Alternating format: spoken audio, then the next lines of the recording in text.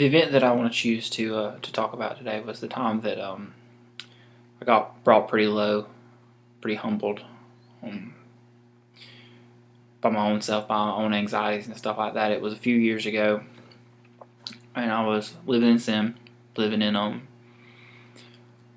bad place, living with my girlfriend, doing a lot of stuff I wasn't supposed to do, and just like God does all the time, He got my attention. He brought me down to a place where I was looking for a way out, and there was none. I was on my last chance with a lot of things, and so I thought about taking my own life for a little while. And I remember sitting in the bathroom thinking about all the ways that I could do it, and just all of a sudden feeling this warm presence come over me, and I had this thought that said, I was happy at one point in time in my life. There was a time in my life where things weren't so chaotic, that things made sense, that I was okay.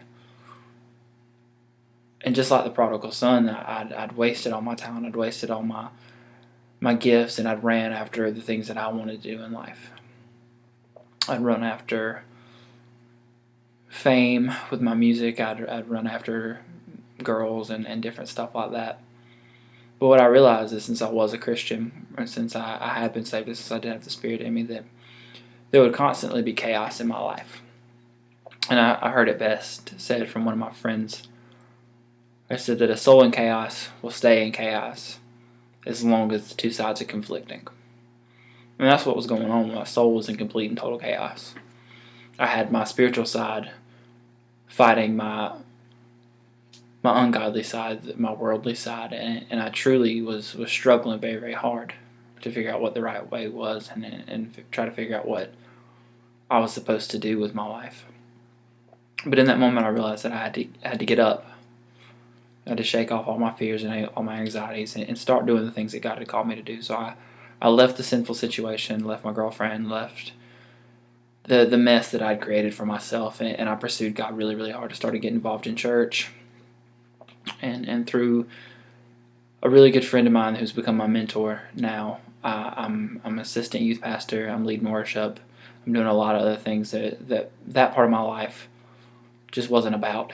And I thank God for it every day, because I used to have crippling panic attacks.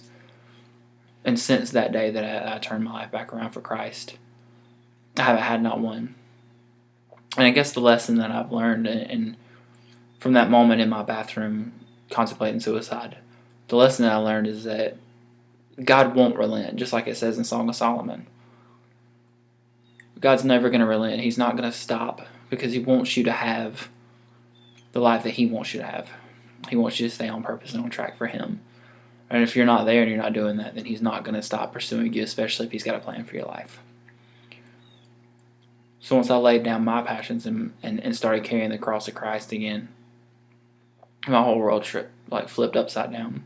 And because of that, I'm a much happier person now, and I feel fulfilled because I am living the purpose that God has for me. Thanks.